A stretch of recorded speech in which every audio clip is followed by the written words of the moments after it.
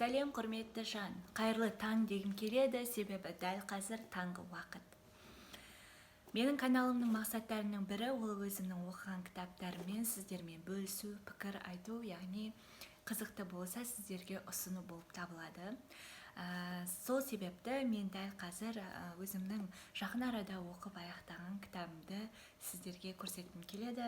Ол Элиф Шафақтың «Честь» деп аталатын кітабы сіздерге анық көрініп тұр деген ойдамын. Дәл қазір әңгіме осы кітап жайлы болмақ. Сіздерге ұнаса лайк басып, каналыма тіркелуді ұмытпаңыздар. Және де сіздер дәл қазір қандай кітап оқып жүрсіздер, сүйікті авторларыңыз кім, маған пікірге жазып қалдырыңыздар, міндетті түрде оқуға тырысамын. Олай болса кеттік. Сонымен Элиф Шафақ бұл түрік, яғни жазушысы. Бұл кітапты қолыма алған сәттен бастап, алғашқы күннен бастап өте қызықты болды маған. Себебі оқиға желісі өте бір қайталанатын оқиғалар емес.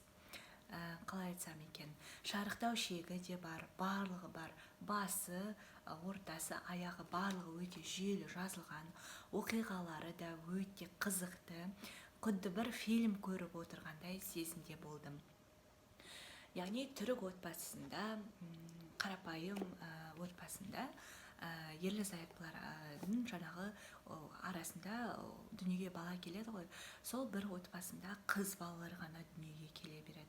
7-ші босанғанда да қыз балалары дүниеге келеді, яғни ол егіз болып дүниеге келеді.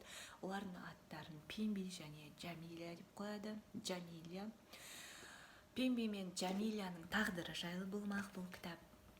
Джамиля жаңағы ауылда қалып, дәрілер жасап, шөптен сондай бір халыққа көмектесіп ауылда қалған болса, Пимби керісінше қалада өзінің өмірін жалғастырады. Бірақ та екі егіз қызды бір-бірімен байланысы өте күшті болады. Олар бір-бірін біріншіден сезеді, екіншіден хат арқылы байланысып тұрады. Пимби Стамбулға келген кезде, яғни тұрмысқа шығып келген кезде, алғашқы баласы дүниеге келеді. Ол бала Искендер деген. Сол баласы жайлы бұл кітап, және де одан басқа да екі баласы бар, қызы және ұлы Юнус Есма деп аталатын. Олар өздерінің отбасыларын сақтау үшін, қаражат табу үшін Лондонға көшіп барады. Лондонға көшіп келген сәттен олардың отбасылары өте қиын кезеңдерден өтеді. Отағасы белгілі себептермен отбасына қарайламай кеткен кезде, отбасының барлық абыройы, ауыртпашылығы, барлығы Искендердің, яғни үлкен ұлының қолына өтеді. Сол кезден бастап түрлі оқиғалар басталады. Искендер өзінің анасын өлтіруге дейін барады, яғни өлтіреді. Оған не себеп болғаны кітаптан біле аласыздар. Содан соң бұл жерде ең бастысы ананың балаға деген махаббаты, отбасындағы құндылықтар, бауырмен қарым-қатынас, достармен қарым-қатынас, және де еңбек етудің маңызы, Лондондағы расистер, және де түрік отбасының салт-дәстүрі деген секілді осындай тақырыптарда түрлі оқиғалар болады.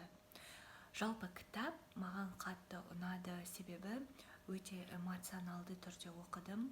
Шындығында бұл кітаптың соңында енді жалпы ананың балаға деген махаббатының қандай екенін көре алуға болады. Тіпті баласы анасын өлтірген болса да, анасының баласына деген сезімі өте жақсы сипатталған, мейірімі, жаңағы адамның көз жасын келтіреді, яғни жылау. Тіпті бұл кітапты оқып отырған кезде жүрегіңізге кейбір оқиғалар жаңағы жақын келгендіктен бе, білмеймін, тіпті көз жасына ерік беруіңіз мүмкін. Өте керемет жазылған, жазушының жазу стилі, жалпы оқиға желісін жақсы ұйымдастыруы, барлығы дерлік маған қатты ұнады. Алдағы уақытта басқа да кітаптарын алып оқитын болып шештім. Сонымен, егер кітап сізді оқиғасы сізге ұнаса, алып оқысаңыздар болады. Бұл кітап тек қана қыз балаларға емес, менің ойымша ер балалар үшін де қызықты болмақ. Осылайша маған кітап ұнады, өте жақсы деген баға беремін. Сіздер де алып оқып көріңіздер. Міндетті түрде комментарийға пікір қалдырып, лайк басып, каналыма тіркелуді ұмытпаңыздар. Сау болыңыздар.